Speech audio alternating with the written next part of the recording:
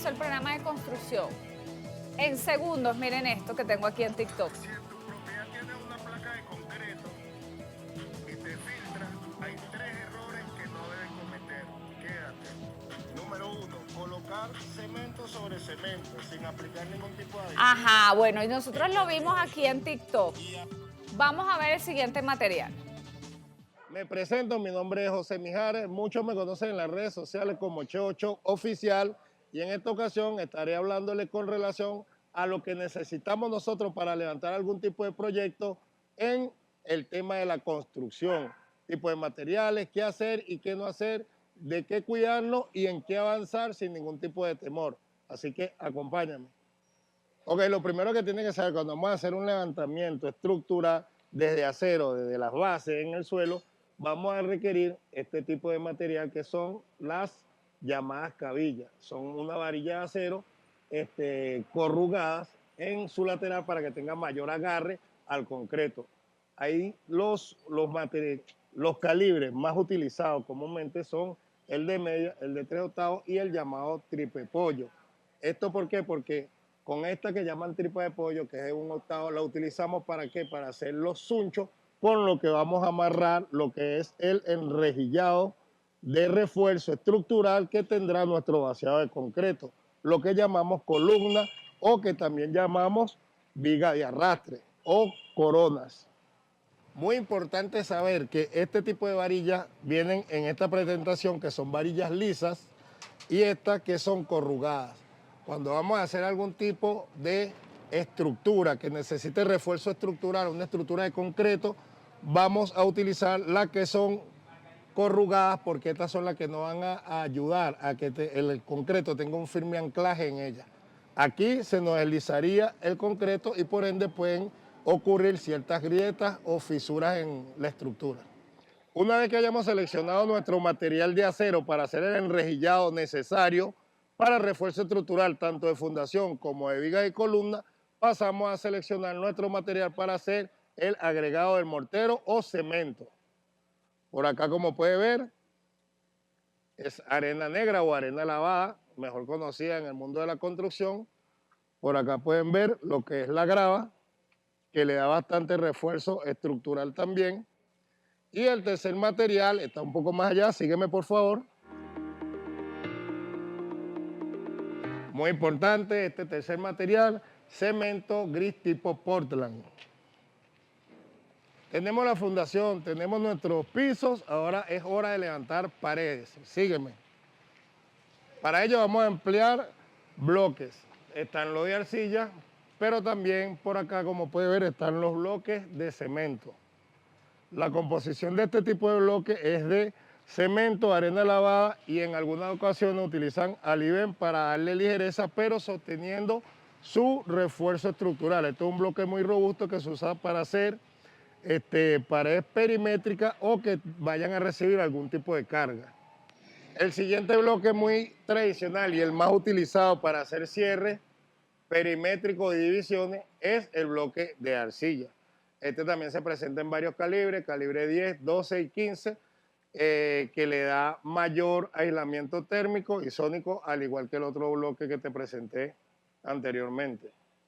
Ya tenemos el material con el que vamos a levantar nuestras paredes, nuestros bloques. Es hora de seleccionar el material con el que vamos a hacer el primer revestimiento para ella. Tenemos acá la arena amarilla, la arena arcillosa. Este es el tipo de material que vamos a utilizar a la hora de hacer lo que llamamos el friso o el mezclillado inicial para dejar nuestro proyecto en obra gris. Es muy importante entender que siempre tu arena amarilla debe venir mezclada con polvillo de arena lavada. Esto le da mucho refuerzo al mortero. Ya levantamos nuestra estructura, ya la cerramos, ya la revestimos, la frisamos. Tenemos que ahora ver qué vamos a usar para colocarle nuestro techo. Venga por aquí. El más tradicional, el más usado, este tipo de estructura, tubos de acero de 2x1. Muchos me han preguntado por qué le dicen tubo de 2x1. Es por sus medidas. Él mide 2 pulgadas de ancho por 1 pulgada en su otra cara. Ese es el motivo de por qué lo llaman tubo de 2x1, por sus medidas. Y una vez que tengamos nuestra tubería, que es donde vamos a poder anclar nuestros techos, nuestras láminas propiamente, pasamos a seleccionar cuál es el tipo de lámina que usaremos. Lo más tradicional, láminas de polipropileno, son láminas plásticas con un año de vida, no, una vida útil máxima de 5 años. Tenemos nuestras láminas tradicionales de zinc, una lámina de un calibre 24, bastante delgada y un poco endebles, con una medida máxima de 3,40 metros. Y también tenemos las más robustas y resistentes, pero que son un poco más costosas, que son las láminas de acero LIT, que son láminas de acero revestidas con un material asfáltico y un aluminio aislante. Ajá, es importante saber que cuando vamos a hacer nuestras instalaciones sanitarias, necesitaremos tuberías de PVC, como estas que son para descarga de aguas negras, estas que están acá, que son para descarga de aguas servidas, de desagüe de lavadero, centropiso, lavamanos, etc. Y es un material altamente resistente y de muy fácil instalación. Cuando vamos a hacer instalaciones de tomas de aguas potables, utilizamos este tipo de tubería. Puede ser de PVC. Este es un PVC modificado al cual se le puede hacer rosca y hacer conexiones mecánicas. También está este de tubería de hierro galvanizado, el cual también es de conexiones mecánicas.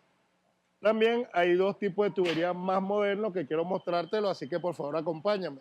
Este es el otro tipo de tubería para aguas blancas, residencial, industrial, comercial, etc.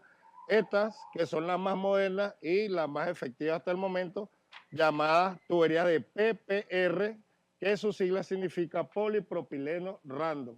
Es un termoplástico que se une por medio de fusión térmica. Se eleva la temperatura hasta que llega a punto de fusión y se unen ambas piezas formando una sola. Esta es la de PVC, que su fusión es química mecánica. Utilizando productos químicos como adhesivos y solventes, se hace una unión entre ambas piezas mecánica que pasa a ser también una unión química por la reacción de los distintos materiales, tanto del PVC como de los adhesivos que se utilizan especiales para ella. Un truco para que puedas ahorrar mucho en tiempo y en dinero es conseguir un local, una ferretería donde puedas conseguir todo lo que necesitas para levantar tu proyecto. Si quieres saber dónde hay una de ellas, búscalo en mis redes sociales que ahí te estaré nombrando. Ahora, ya tenemos idea de todo lo más básico necesario para levantar un pequeño proyecto, como una habitación tradicional. Ahora te invito a que nos acompañes al estudio para enfatizar más en los detalles de la elaboración de este proyecto.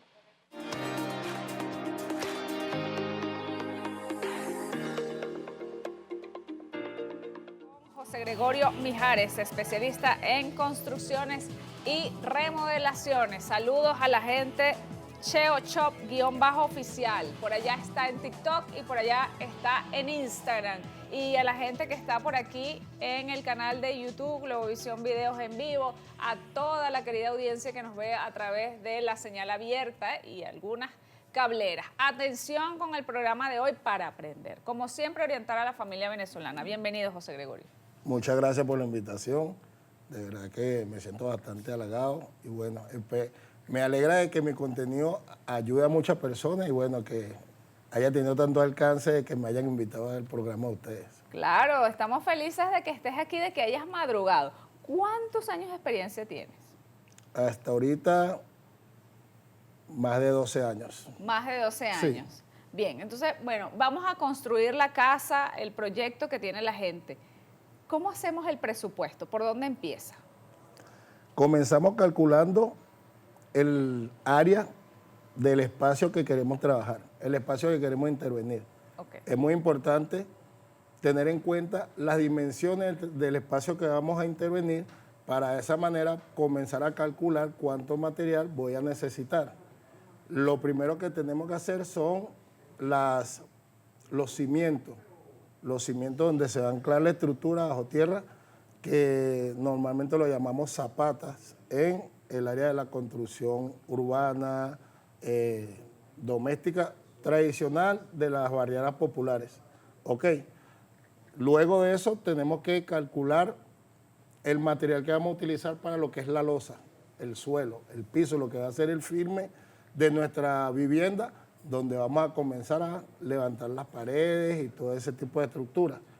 Entonces, calculemos, por ejemplo, simple, un espacio de aproximadamente 20 metros cuadrados. ¿Cómo calculamos el metro cuadrado?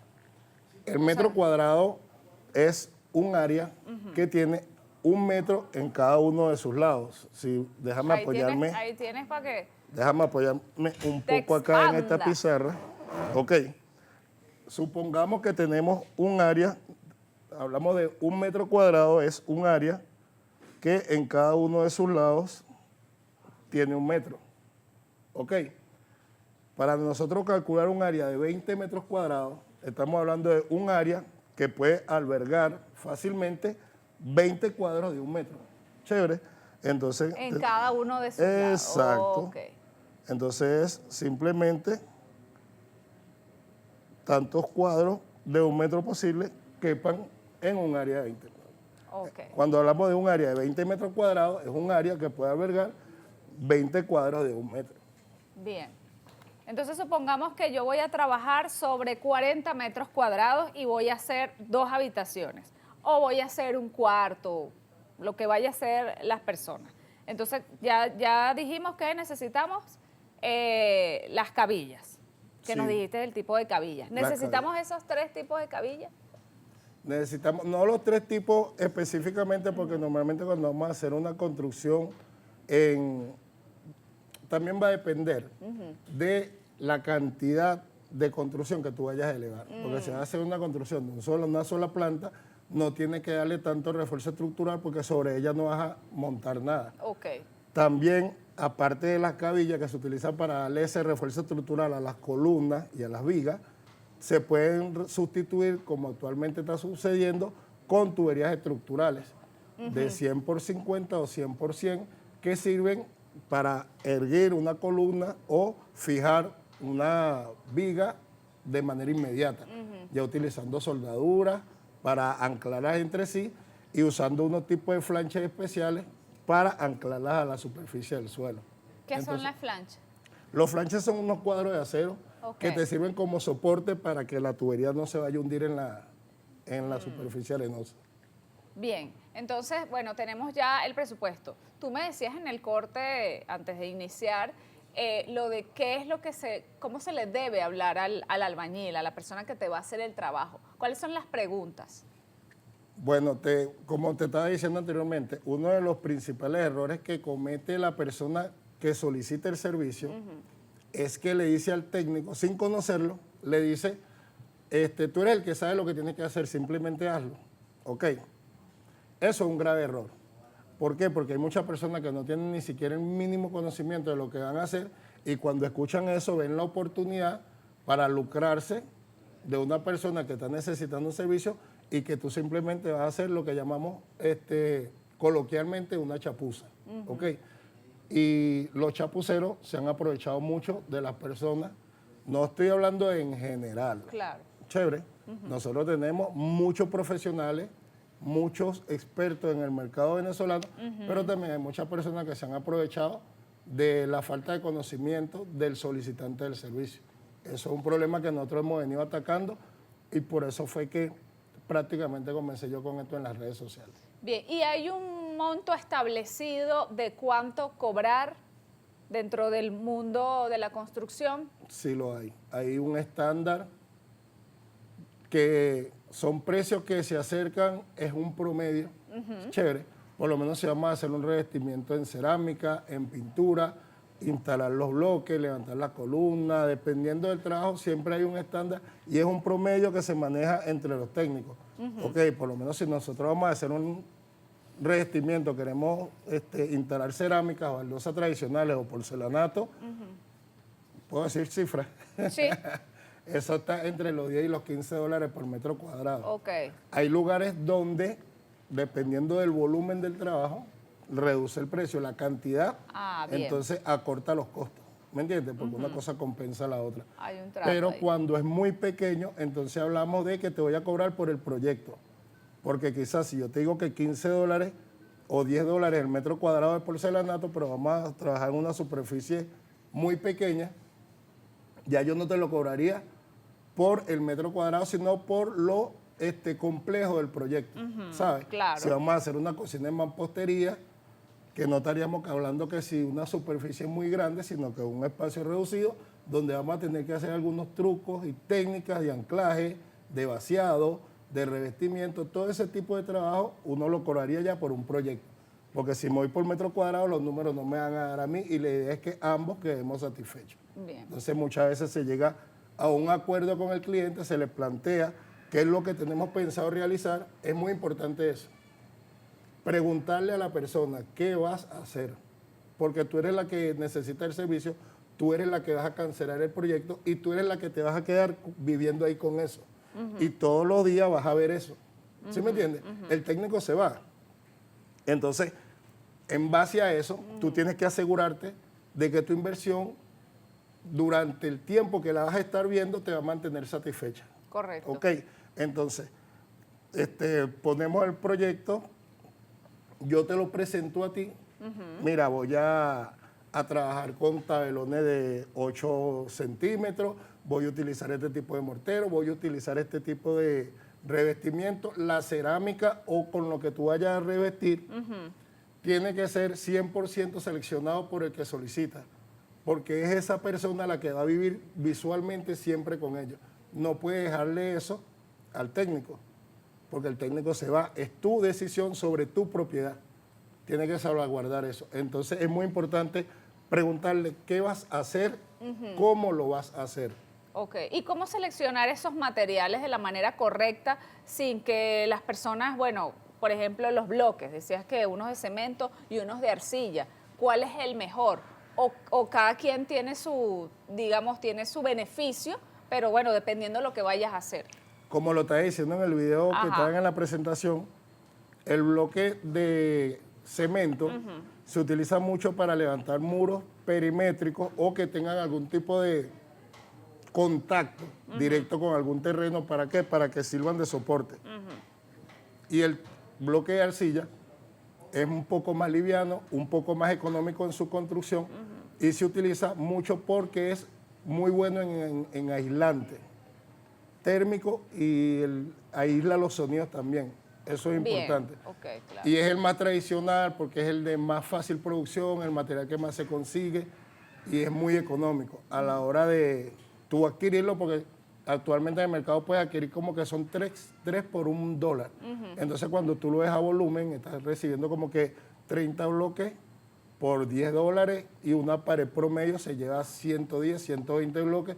Entonces cuando tú vienes a ver, el bloque te sale bastante económico a la hora de una construcción, comparado con el de cemento, que es un poco más costoso. Bien, cuando tú presentas tus proyectos, das algunas hojas, mira, te voy a trabajar aquí están todos los materiales que vas a necesitar, lo haces por fases, mira, primero vamos a hacer esto, luego vamos a hacer la otra. ¿Puede un albañil o un técnico en construcción decirle a una persona que ofrezca el servicio, mira, tú vas a gastar esto? ¿Sí puede? Sí, totalmente, porque nosotros primero hacemos una inspección basado en lo que está solicitando la persona que quiere el servicio. Entonces nos dicen, mira, quiero levantar tantas paredes, o el piso aquí, quiero ponerle cerámica o quiero pintarlo tradicionalmente, quiero usar una pintura tipo A, B o C. Uno también le hace propuestas al cliente porque uno puede entender que lo que está pidiendo no es viable o que a la larga puede ser perjudicial. Entonces uno ahí, a raíz de la experiencia de uno puede decir, mira, esto te conviene, esto no te conviene.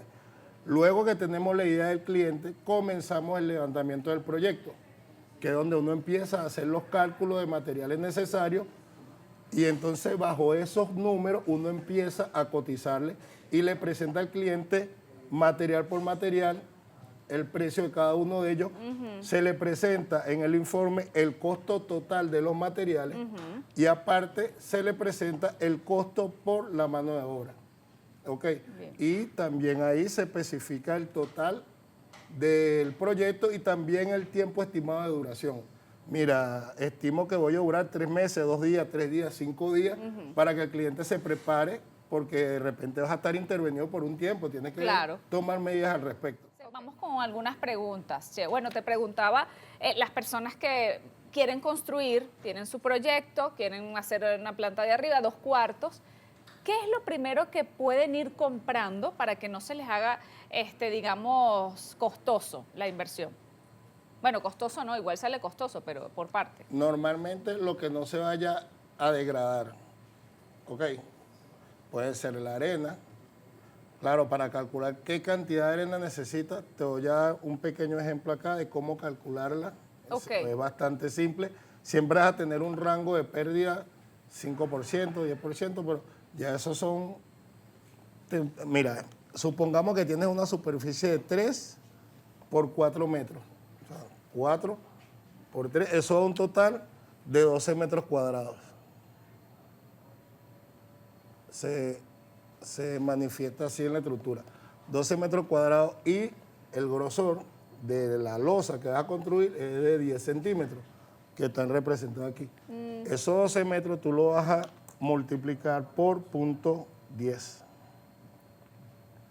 Ya va. Vamos a buscar la calculadora. 12 por... Te da como total que vas a necesitar 1.2 metros cúbicos de arena o de material para vaciar esa losa. Ok. Metros cúbicos. Ok. Y allí vamos a emplear el truco o la técnica del 3-2-1, que es lo que yo le estaba hablando a la amiga, que son ese volumen, lo vas a dividir en una parte de cemento, 2 de arena y 3 de grava, que es lo que es la piedra. Ah, bien, que Para lo hacer el tenías allí en vaciado. una imagen. Vamos a buscarla para que la gente entienda lo de la mezcla. 3, 2, 1, ahí está. Así como lo ves aquí, Ajá. sería una parte de cemento, 2 de arena y 3 de grava. Esto cuando vamos a hacer un vaciado de losa. Ajá. ¿Ok? Para que tenga la suficiente resistencia con relación al peso que se le va a construir encima. También obviamente hay que colocar la malla truso, los refuerzos estructurales de acero y todo lo que ya hablamos anteriormente. Es muy importante esa parte. Pero la mezcla 3-2-1 es muy importante a la hora de hacer un vaciado de losa piso, Ok. porque te va a garantizar de que la estructura resiste el peso que se le construye encima. Bien. La otra pregunta que me habías hecho era... Los materiales. Puedo comprar Ajá. entonces la arena. ¿Qué más? Puedes comprar la arena, puedes comprar los hierros, o sea, las cabillas, las varillas de acero. Ok. Puedes comprar el alambre, puedes comprar las mallas Truxon. Son materiales que si están a buen resguardo no van a sufrir ningún daño. Lo que no puedes comprar anticipadamente, que es una de las cosas que la gente compra por desconocimiento, es el cemento. O los pegamentos, los sustratos que se utilizan, los adhesivos para cerámica, ese tipo de productos que tienden a ser vulnerables a la humedad, eso no se deberían comprar. Eso lo puedes dejar para lo último. Y no importa si estas cabillas están a la intemperie, es decir, que, bueno, la tengo en la platabanda y la platabanda no tiene techo. Realmente no. Si llueve, sol. No, porque, bueno, ok, no vas a durar mucho tiempo ahí expuesta, pero si ella agarra algo de oxidación, también es algo un poco beneficioso. Ok. ¿Por qué? Porque el concreto se agarraría bastante mejor. Ah. No mucho, no a punto de estar muy oxidado o llegar Ok. a corrosión. Ok, claro. Pero a veces es como que, bueno, ¿Y los bloques? ¿Se pueden ir comprando? Bueno, voy a comprar 50 bloques y después 50 más. Sí, Perfectamente. tranquilamente. Ok. No Porque hay... la manera en que están trabajados son para estar expuestos a la intemperie, no hay ningún problema. Ok. Buenos días. ¿Qué se hace si el agua que entra al apartamento es muy poquita y hay llaves que no sale el agua? Muchas gracias. Bueno, esto tiene que ver con otra cosa. También eso es parte de la construcción. Pero se puede solucionar, ¿correcto? Sí. ¿Cuáles son los métodos más modernos para corregir una filtración en un techo con manto asfáltico? El método más moderno es retirar el manto. Bueno, yo he explicado eso en muchos de mis videos. Nosotros retiramos el manto. Ajá. Y lo primero que tenemos que buscar es que sabemos, porque no está filtrando simplemente porque el manto ya se venció, o se quebró, o se fracturó. Se está filtrando porque la losa bajo el manto tiene alguna grieta. Bien, porque si no hay grieta, simplemente traspasa el manto y quedó allí, hizo una bolsa de agua. Entonces lo que hacemos es que retiramos el manto, identificamos los puntos donde hayan grietas para profundizarla y trabajarla desde lo interno. Luego que hemos resanado o reparado, sellado todo lo que son grietas, comenzamos con el tratamiento superficial de la losa, de la superficie, antes de nuevamente revestirlo con uno de los materiales modernos de impermeabilización que hay actualmente. Hay muchísimos materiales y te digo de verdad, muy pocos son verdaderamente buenos. ¿Cuáles son los buenos? ¿Puedo nombrar? Bueno, rápidamente. Bueno, claro, pero la gente necesita la información. De lo que yo uso, de Construflex, Amaflex, Mampicapa e Imperpro. Esos 4, yo le doy la garantía de que le van a funcionar. Bien, bueno, ya usted sabe ahí rápidamente, porque hay gente que no tiene la información. Aquí Carelis dice, desde Guarenas mandé a hacer una media pared y los bloques quedaron uno debajo del otro. Tengo riesgo que la pared se caiga. Gracias. Si no tiene ningún tipo de refuerzo lateral, el riesgo es grande. Porque la idea de entrecruzar los bloques es de que entre ellos se anclen, pero necesita también ser anclado a los lados. Muchas veces lo anclamos de manera lateral entre ellos en las esquinas, superponemos uno del otro, entonces entre ellos se anclan y sostienen la pared, si no vas a montarle nada encima. Pero ella lo que está, me imagino que está diciendo es que los bloques deberían estar colocados de esta forma. Ya, si no me equivoco. Déjame ver si no me equivoqué. Ok, es así. Ok, los bloques deberían estar colocados de esta manera. Ok, que entre ellos estén entrecruzados. Y me imagino que ella dice que se los colocaron así. Ay, no, como una ventana. O sea, exacto. Bueno, uno debajo del otro. Uno debajo del otro, no lo entrecruzaron. Es importante, tienen que... Los bloques tienen que estar entrecruzados para que haya agarre entre ellos. Imagínate. Bueno, ¿viste? Qué broma. ¿Tienes riesgo, Carelli? Porque sí, porque la pared... ¿Usted tiene que tumbar esa pared y volverla a hacer? Sí, porque si no están entrelazados entre ellos, lo que puede suceder es que el peso de la estructura haga que se abran. ¿Sí me entiendes? Correcto. No hay ningún anclaje entre ellas. ¿Qué se puede hacer en una vivienda construida, una segunda planta que no le hicieron columnas? Un exoesqueleto. Es una manera rápida de levantar la segunda planta, que lo que te hablé hace rato. Hay una construcción. ¿No los puedes dibujar en un cuadro, pues? En la segunda planta, ¿cómo sería? Hay unas construcciones que se hacen con... Hay unas construcciones que se hacen con columnas, que es donde hace el enrejillado de acero y le vacías el concreto. Pero si ya no tienes cómo hacer la parte de arriba, puedes hacer como las tuberías estructurales que hay modernas. Y entonces tú lo que haces es como que levantar una casa con una estructura de acero alrededor del existente o por la parte interna del existente. Hay 2 formas de hacerlo. Si no quieres que sea tan invasiva, porque tienes que hacer cimientos nuevos, tienes que hacer zapatas a lo profundo para poder levantar la estructura. Lo puedes hacer por la parte de afuera de la vivienda o lo puedes hacer por la parte interna de la vivienda. Si no quieres ver afectado tu calidad de vida, porque tiene toda esa intervención ahí, ruptura, movimiento de material, tierra, entonces lo puedes hacer por la parte de afuera. Es como un exoesqueleto que se haría allí.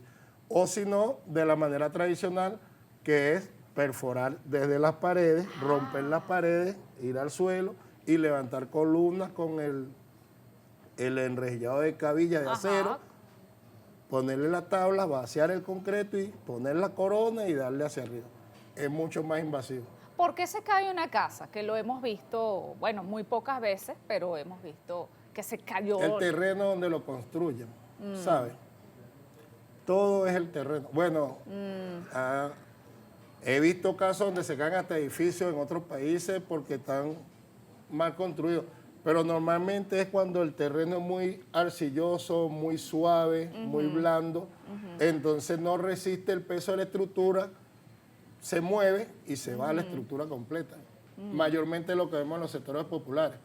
Ok. Hacen tremendas edificaciones sobre un terreno blando y eso es falta de control. Me imagino que es control urbano, ¿no? Claro. Te preguntaron que si se puede hacer con nervio. No, no entendí eso. Mira, los vaciados de nervios, hay uno que es a nivel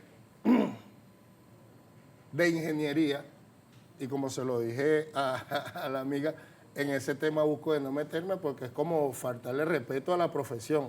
Bien. Y yo quiero ser muy respetuoso con el gremio de los ingenieros, me gusta no tocar ese tema. Pero a nivel urbano sí hay unas construcciones de nervios, que es cuando se hace la estructura propiamente, ya mencionada, se levantan las columnas, se ponen las coronas. Allá arriba no vamos a montar ni las vigas, ni tampoco vamos a poner los tablones, sino que vamos a hacer un enrejillado. Y por debajo vamos a cubrir con tablas. Se apuntala con se ponen unos palos que son los puntales, y sobre ese enrejillado se vacía un mortero bajo la fórmula de 321, Ok. para que sea bastante resistente. Se deja fraguar 27 días, un mes, que es el fraguado total del concreto. Después que hace el fraguado, ¿Esto lo puede hacer un albañil o dices que...? no, lo puede hacer un albañil. Ok. Ese ya te estoy hablando de un vaciado de nervios, pero a nivel urbano, Ok, tradicional. la casa, ok. No cayendo en temas de ingeniería pesada, porque ahí no. Ok. Eso lo podemos hacer en una residencia normal. Lo que pasa con los vaciados de nervios es que tiene que ser muy bien dosificado el concreto. Porque si la dosificación no es la correcta, hay un riesgo de que con el tiempo empiece a erosionarse. Acuérdate que eso va a estar expuesto a la intemperie, sol, viento, lluvia, dilataciones. Entonces todo eso puede conllevar a que si la fórmula no está bien dosificada, comience a desboronarse, entonces se vino abajo. A ver, Es importante que el técnico que lo haga sepa lo que está haciendo. tiene que ser alguien que... ¿Se puede hacer la construcción de la segunda planta con vigas o con cabillas? Me Lo que imagino pasa las es que vigas que van... Lo que pasa es que las vigas se utilizan más que todo para nosotros hacer lo que es la placa. Porque las vigas se utilizan para ponerla de manera transversal, Ok. sobre entre ellas meter lo que son los panelones y allí vaciamos un concreto. Que eso es lo que se evita cuando se hace el enrejillado y se hace el nervio. ¿Me entiendes? Sí se puede levantar sobre viga tranquilamente, pero es como más costoso. Ah, bueno, es Pero preferible... es más seguro. Ah, Cuando bien. vas a construir, no puede ser sobre nervio. O sí puede ser sobre nervio cuando está hecho ya a nivel de ingeniería, como te dije anteriormente. Y ese tema que sí, Claro, es claro. bueno que lo toque Estamos un profesional al hablando respecto. aquí, es importante, estamos hablando aquí de las construcciones de las personas que están en los sectores populares que quieren construir, o si usted está en una casa y quiere hacer un cuarto. No estamos hablando a nivel de ingeniería, las calles, avenidas, no, estamos hablando ya de otra cosa. Es importante que lo tenga claro nuestra querida audiencia. Un abrazo, por favor, preguntar lo siguiente. Tengo techo de asbesto y quiero cambiar. ¿Cuál sería el indicado para colocar? Me sugirieron techo de zinc galvanizado. Gracias. Ok. Lo primero que tiene que saber es que el asbesto a nivel internacional o mundial está considerado como riesgoso para la salud. Entonces, si lo va a retirar, tiene que ser por medio de los bomberos. Ah, Tiene que buscar orientación profesional con los bomberos. No sé si está en Caracas o en el estado donde esté, porque el asbesto suelta unas fibras que al ser inhaladas perforan los pulmones y no salen. ¿Ok? Eso ya está confirmado por la Organización Mundial de la Salud y a nivel internacional está siendo muy, muy delicado ese tema. Entonces, si lo van a retirar, con profesionales, que no lo retiren ellos. Y si lo va a sustituir por techo de zinc, quiero que sepa que el cambio de material y de temperatura al interior va a ser súper fuerte, porque el zinc No, el zinc es un horno. Hablándote en lo más coloquial posible. El zinc es un horno. Yo utilizaría puede ser acerolic, que tiene materiales térmicos, o lo que dijimos anteriormente, que hagan una placa ahí o busque un material que no sea tan propenso a calentar tanto la vivienda. ¿Cuánto cuesta hacer una placa en 100 metros cuadrados, por favor? Tendría que ponerme a hacer cálculo ahorita y duraría un rato porque hay que calcular materiales, mano de obra, costo, traslado, flete, carreo, el personal. Entonces, esas son cuestiones que como te dije anteriormente, se va al lugar, se hace el levantamiento del proyecto porque tiene mucho que ver con la accesibilidad, qué es lo que hay cerca, qué tan pronto tengo los materiales. Son muchos factores que se toman en cuenta a la hora de Igual la mano de obra. Exacto. Tienes que calcular allí lo que vas a hacer y eso. Okay. Aquí hay Josefa dice, yo tengo una filtración de un vecino desde el año 2024 y no he podido resolver eso. Colocó los aceros y dejó la caída de la aguja para mi pared o de agua para mi pared. Y la otra vecina también hizo construcción y toda mi pared se filtró y me dañó los gabinetes de arriba y de abajo. No reparan los daños, es horrible tener vecinos así. También hay una filtración de mi baño en la parte de arriba y sale a la casa del vecino de abajo. No tengo los planos, ¿cómo se puede corregir? Con relación a los vecinos que hicieron una construcción que lo está afectando a ella, tiene que ser por medio de control urbano. Tiene que acudir a las instancias pertinentes. Y con relación al baño que está filtrando hacia abajo, el problema puede estar en el carateo de la cerámica, que ya debe haberse vencido o cuarteado, o la poceta que puede estar desfasada. Nosotros hemos visto ya innumerables casos donde no saben de dónde viene la filtración y es la poceta que fue colocada y está fuera de... O sea, está desfasada, no cae exactamente. Entonces, ¿qué pasa? Que cuando ponen la tubería, cuando hacen el revestimiento encima de cerámica, no sellan bien alrededor de la tubería, la poceta no está bien colocada y el agua tiende a meterse entre la cerámica y la losa. Corre sí, claro. Y busca por dónde bajar. Es que si el maestro de obra recomienda para los baños de tecnología, microcemento. O para los baños la tecnología, microcemento. Que si recomiendas el microcemento... Como te dije al inicio, tú vas a pagar por algo con lo que tú vas a vivir mucho tiempo. El microcemento es un material oscuro o muy blanco. Siempre va a ser algo plano ahí, ¿ok? Si lo colocas blanco, lo colocas rosado, lo que tú coloques ahí es algo que tú vas a tener visual toda la vida, o mientras deseas tenerlo ahí. Esto es una cuestión de gusto. Eso es un revestimiento, es como pintarlo. Puedes usar un texturizado, puedes usar un grafiado, puedes usar microcemento, puedes usar porcelanato, puedes usar láminas marmolizadas. Es cuestión de gusto. Es bueno, sí es bueno. Tiene que ser bien aplicado, tiene que ser de buena marca, con los técnicos adecuados. No todo el mundo sabe aplicar microcemento. No todo microcemento es bueno. Y si el microcemento se aplica sin trabajar bien la superficie previamente, se va a partir y entonces, bueno. ¿Qué recomiendan para las paredes que se abomban por la humedad? Primero buscar el punto de humedad, porque puede ser una humedad por transferencia, porque está conectada a un terreno húmedo.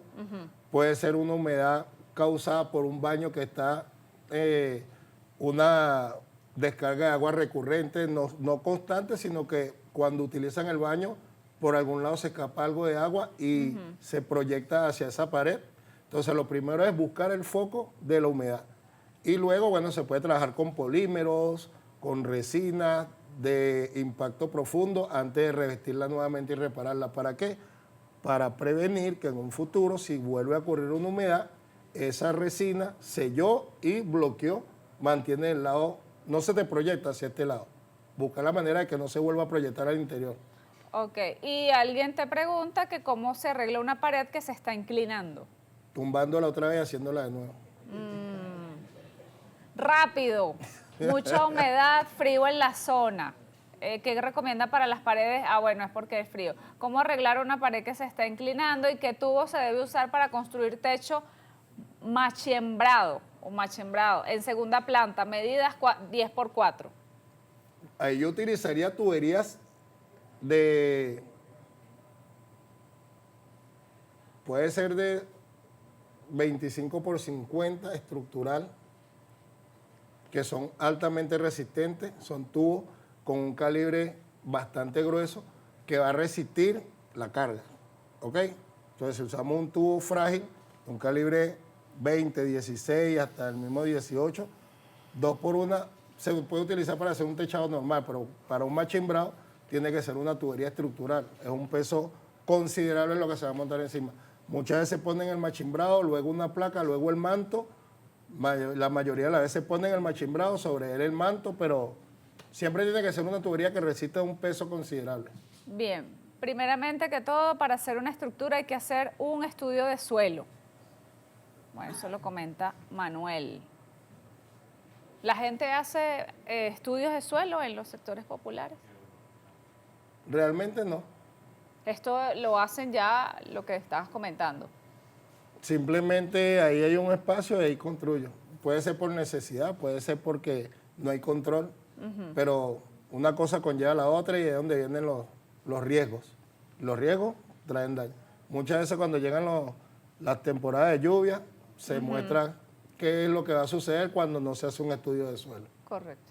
Bueno, estoy con Kenny Maldonado, él es especialista en pinturas arquitectónicas, madera e industriales, creador de contenido y tiene 25 años de experiencia en este rubro. Bienvenido. Gracias por la invitación. A mí me gustaría iniciar la entrevista preguntándote, para ti, ¿qué es la pintura? Bueno, para mí la pintura tiene que ver con la estética y de pronto el estado de ánimo. Yo siempre opto por colores claros. Para mí eso es la pintura. Así es.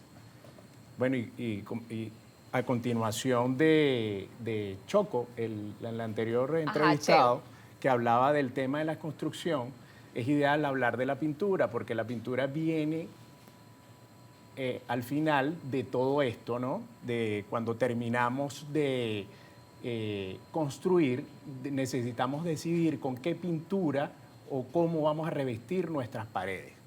Entonces, es importante decidir el acabado y el color que vamos a colocar en la superficie. Entonces, debemos, digamos... ¿Cómo escoger el color? Cuando ya tengo la casa, está todo listo, solamente le hace falta esa pintura. Voy a comprar la pintura.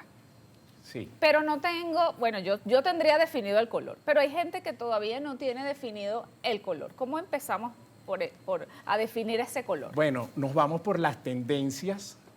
Actualmente el color es chocolate, pero hay colores que son siempre muy utilizados como el color blanco, ¿no?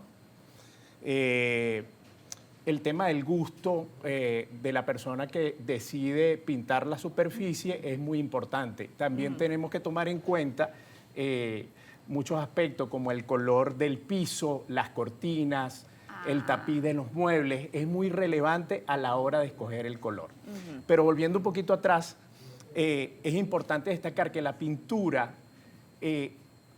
decora, da color, pero también nos ayuda a identificar, por ejemplo, las estructuras de bomberos o las instalaciones de bomberos tienen color rojo, o la vialidad se demarca con pintura blanca.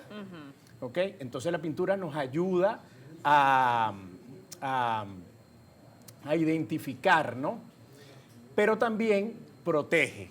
Yo quisiera mostrar esta lámina de hierro que está oxidada y está pintada de un costado. La pintura nos ayuda a proteger las estructuras metálicas, ¿ok? De manera que podamos proteger y prolongar la vida útil de una estructura a través de la pintura.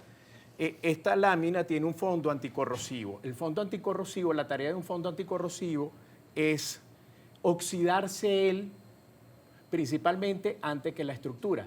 Por eso es que la pintura es muy importante en el proceso de construcción, porque no solamente nos ayuda a decorar, sino también nos ayuda a proteger, a prolongar la vida útil de una estructura, pero también ayuda a identificar. Como por ejemplo, grandes marcas en el mundo utilizan el color para identificar su producto, ¿no? Lo que comentabas, las vías, el color tiene connotaciones Sí. de cosas, de información, datos. Ahora, ¿cuál es la tendencia, por ejemplo, 2025? Bueno, voy a pintar, me voy a guiar por la tendencia, me voy a arriesgar. Sí, bueno, la tendencia actual, según Pantone, Ajá. es el color chocolate, el color tierra. ¿Ok? Todos los años hay un color tendencia que se escoge a través de muchos organismos mundiales que tienen que ver con el color, van votando y van midiendo la demanda de los colores. Entonces, el color tendencia para el año 2025 es el color chocolate, el color tierra, los colores tierras rojizos. ¿Okay? Moca. El mocha mouse propiamente es el color de este año, pero el año pasado, por ejemplo, en el 2024 fue el durazno, ¿ok? Pero hay otros que se quedan en el tiempo. Por ejemplo, en el año 2023 fue el greige, que era un gris combinado con un beige. Gustó tanto que en la actualidad sigue siendo muy demandado por todos los clientes, pues. Que se parece como al nude. ¿El nude cuál es? Pues el nude, bueno, cuando lo veo... Lo que pasa es que son combinaciones de colores. Ok. Que no los puedes definir como un solo color. Por ejemplo, blanco o negro. ¿Ok? Son combinaciones de dos colores. Okay. Por ejemplo, en este caso, un color beige aporta la elegancia de un color beige, pero también la sobriedad de un color gris. Entonces gustó mucho. Entonces en la actualidad, a pesar de que el chocolate o el color tierra es tendencia, gusta mucho el Grace y lo siguen solicitando. Bien, vamos a hablar ahora de la pintura mate, satinada y brillo de seda. ¿Y cuánta pintura yo necesito para pintar mi casa? Kenny. Ok, bueno, en los acabados, hablemos de los acabados de pintura. Existen 3 acabados, que serían el mate, que carece completamente de brillo, el satinado, que tiene cierto brillo, pero no es brillante. Y el último, lógicamente, es el brillante.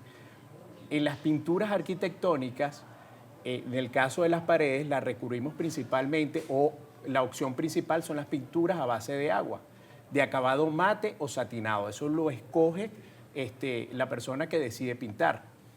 Pero rescatando un poquito, la pintura mate tiene una ventaja delante de la pintura de acabado satinado, que si la pared tiene alguna imperfección, algún detalle, el acabado mate, disculpe, disimula muy bien esas imperfecciones. Entonces, si las paredes tienen muchas imperfecciones, la mejor opción es la pintura mate. Ahora, si las paredes están perfectamente encamisadas, muy lisas, y tu elección es que la pared quede revestida con un acabado que tenga cierto brillo, el acabado satinado sería lo ideal.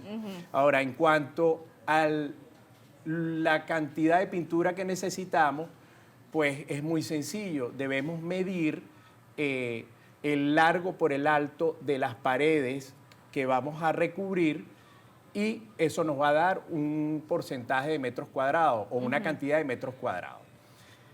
En promedio, las pinturas de caucho, su rendimiento es de 15 a 20 metros cuadrados por galón. Eso va a depender del tipo de pintura o la clase de pintura que utilicemos.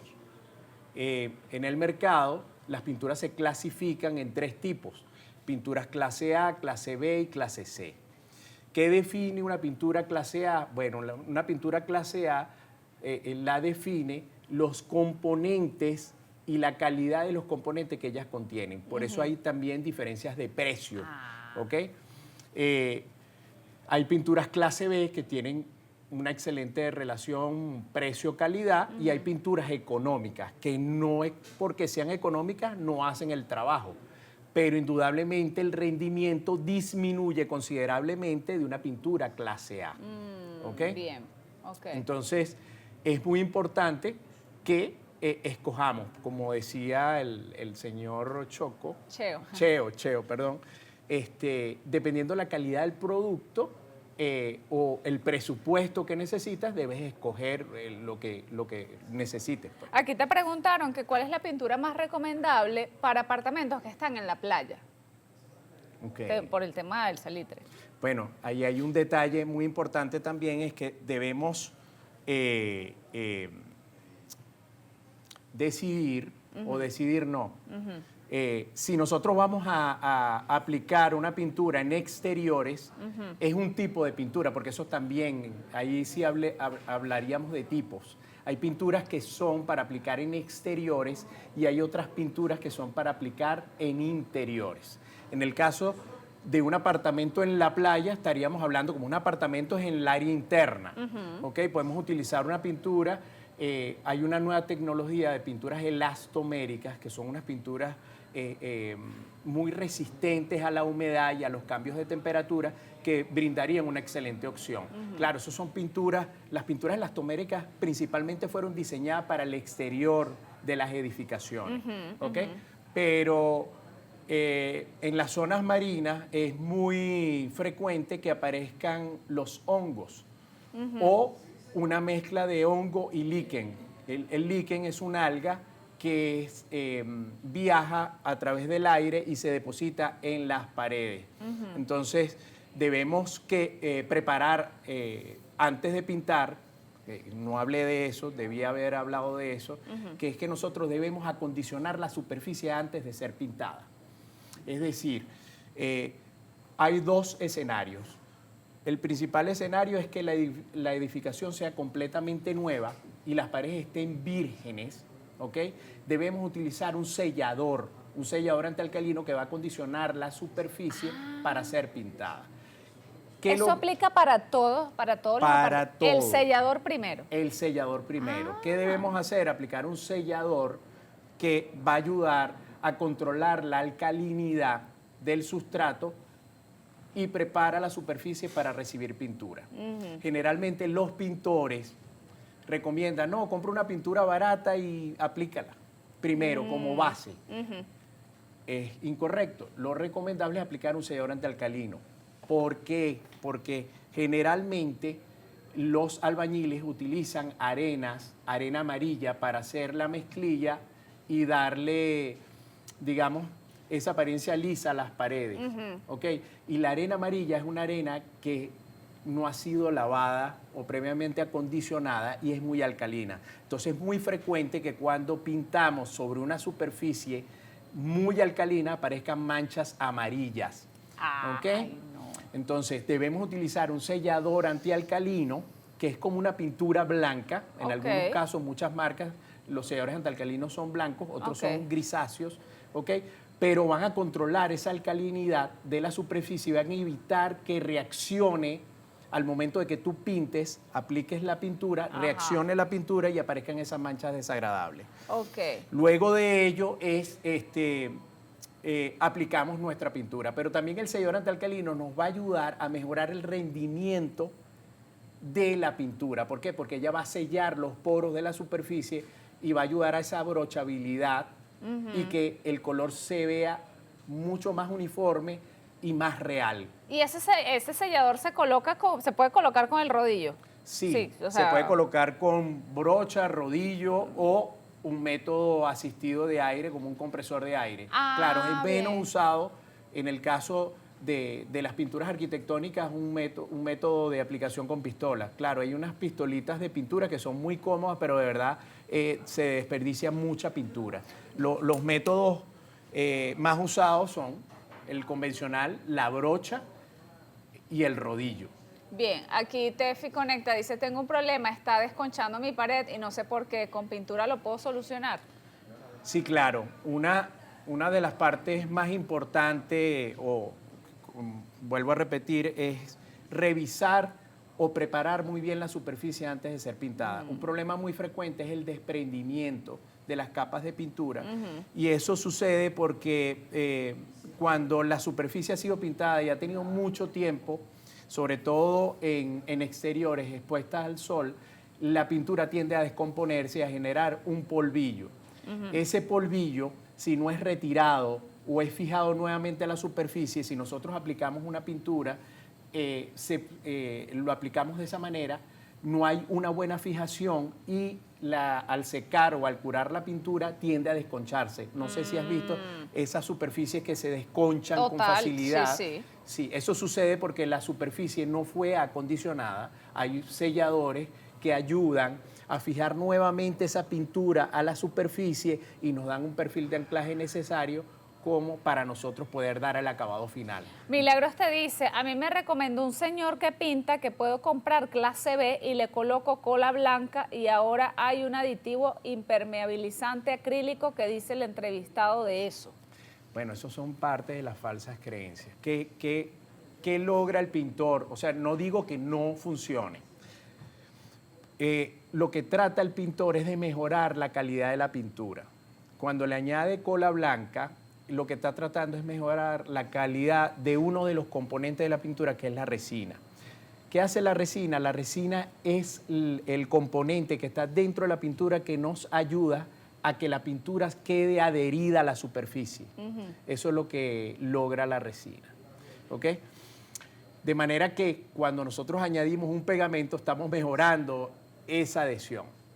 Pero hay productos de muy buena calidad en el mercado venezolano que no requieren añadir cola blanca. ¿Y por qué no recomiendo que añadan cola blanca? Porque si nos excedemos en el porcentaje que coloquemos, la pintura se puede desquebrajar, van a aparecer fisuras en la capa de pintura. Entonces, no es necesario. Hay pinturas de excelente calidad a excelente precio en el mercado venezolano que nos brindan la solución ideal sin estar añadiendo componentes adicionales a la pintura.